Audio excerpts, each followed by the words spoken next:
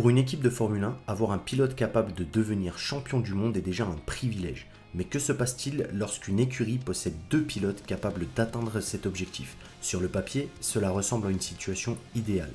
Pourtant, l'histoire de la Formule 1 nous a montré que ces duos finissent souvent par créer des tensions, des rivalités et parfois même des conflits internes. Alors comment une équipe peut-elle gérer deux prétendants au titre mondial? C'est ce que nous allons voir aujourd'hui.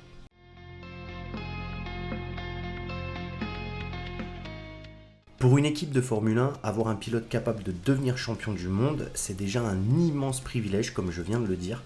Après tout, chaque saison, 20 pilotes prennent le départ du championnat, mais un seul peut décrocher le titre. Alors lorsqu'une écurie possède dans ses rangs un pilote capable d'atteindre cet objectif, elle tient déjà quelque chose de très précieux. Mais imaginez maintenant en avoir deux. Deux pilotes rapides, deux pilotes capables de gagner des courses, deux pilotes capables de se battre pour le championnat du monde. Sur le papier, cela ressemble à une situation idéale. Plus de victoires, plus de points, plus de chances de remporter le championnat constructeur. Et surtout, moins de dépendance à un seul pilote. Si l'un connaît un mauvais week-end, l'autre peut prendre le relais. Pour une équipe, c'est un avantage considérable. Pourtant, derrière cette image parfaite se cache souvent une réalité beaucoup plus complexe. Car lorsqu'une voiture est suffisamment performante pour jouer le titre, les ambitions changent. Les pilotes ne se battent plus simplement pour leur équipe, ils se battent aussi l'un contre l'autre. Et à partir de ce moment-là, chaque dépassement, chaque stratégie et chaque décision peuvent devenir une source de tension. Car si deux pilotes peuvent aider une équipe à devenir champion, ils peuvent aussi devenir les plus grands adversaires l'un de l'autre. Et l'histoire de la Formule 1 nous a déjà offert plusieurs exemples devenus légendaires.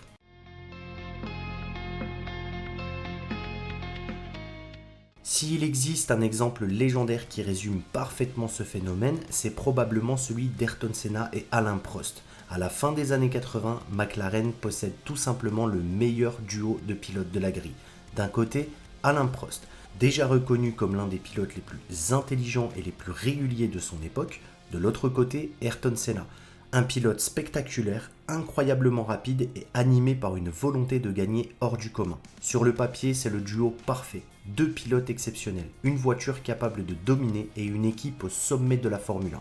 Mais très rapidement, la rivalité prend une place de plus en plus importante. Car lorsqu'une voiture permet de gagner presque chaque week-end, le principal adversaire n'est plus dans une autre équipe, il est dans le garage d'à côté. Les tensions augmentent, la confiance disparaît progressivement et chaque course devient une bataille autant psychologique que sportive. Ce qui devait être une force pour McLaren finit par diviser l'équipe, jusqu'à devenir l'une des rivalités les plus célèbres de toute l'histoire de la Formule 1. Car lorsqu'un pilote n'accepte de jouer le rôle de numéro 2, le conflit devient presque inévitable.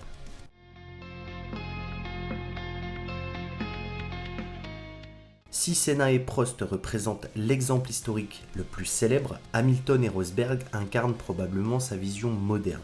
Pourtant, au départ, rien ne laissait présager une telle rivalité. Les deux pilotes se connaissent depuis leur enfance, ils ont grandi ensemble dans les catégories de promotion et entretiennent une relation amicale depuis de nombreuses années. Mais tout change en 2014. Avec l'arrivée de la nouvelle réglementation hybride, Mercedes prend une avance considérable sur la concurrence.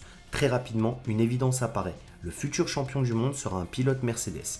Et les deux hommes le savent. Dès lors, chaque point compte. Chaque qualification devient cruciale. Chaque victoire prend une importance immense. Car le principal rival n'est plus Ferrari ni Red Bull, il se trouve de l'autre côté du garage. Au fil de la saison, les tensions augmentent, les accrochages se multiplient, les déclarations deviennent plus froides et la bataille dépasse progressivement le cadre de la piste. L'exemple le plus marquant reste probablement le Grand Prix d'Espagne 2016. Sets in Daniel Ricciardo and then Sebastian Vettel ahead of Max Verstappen. Good start from Carlos Sainz. He's ahead of Valtteri Bottas. Round turn 3 we go. And it's Nico Rosberg and Hamilton's onto the grass. And Hamilton's had a massive crash. And he's crashed into his teammate. The two Mercedes come together. Dès le premier tour, les deux Mercedes s'accrochent et terminent leur course dans le bac à gravier. Une catastrophe pour l'équipe. Et une image qui résume parfaitement le problème. Lorsque deux pilotes se battent pour le même objectif, les intérêts de l'écurie peuvent rapidement passer au second plan. Mercedes continuera malgré tout de dominer la Formule 1, mais cette rivalité laissera des traces encore aujourd'hui. Et elle prouvera une nouvelle fois qu'avoir deux pilotes capables d'être champions du monde n'est pas toujours un avantage facile à gérer.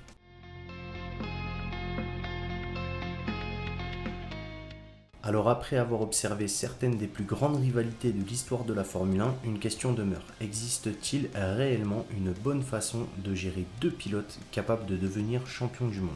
Certaines équipes ont choisi d'imposer une hiérarchie claire, un pilote numéro 1, un pilote numéro 2. Une méthode qui permet souvent d'éviter les conflits, mais qui peut aussi frustrer un pilote convaincu de pouvoir jouer le titre. D'autres équipes ont fait le choix inverse, laisser leurs pilotes se battre librement, une approche plus équitable sur le papier, mais qui a parfois conduit à des rivalités destructrices et à des pertes de points importantes. Finalement, aucune méthode n'a jamais garanti le succès, car le véritable problème n'est pas la stratégie ni même la voiture, le véritable problème ce sont les ambitions humaines. Lorsqu'un pilote croit pouvoir devenir champion du monde, il est prêt à tout pour atteindre cet objectif. Et lorsqu'ils sont deux à penser exactement la même chose, les tensions deviennent presque inévitables. Peut-être que la véritable mission d'une écurie n'est donc pas d'empêcher une rivalité, mais simplement de l'empêcher de détruire l'équipe. Alors selon vous, une équipe doit-elle laisser ses pilotes se battre librement ou choisir un numéro 1 ? Dites-le moi en commentaire, et si cette vidéo vous a plu, pensez à vous abonner à la chaîne du Coin des Pilotes. Moi je vous dis à bientôt pour de nouvelles vidéos, c'était Malo, ciao ciao.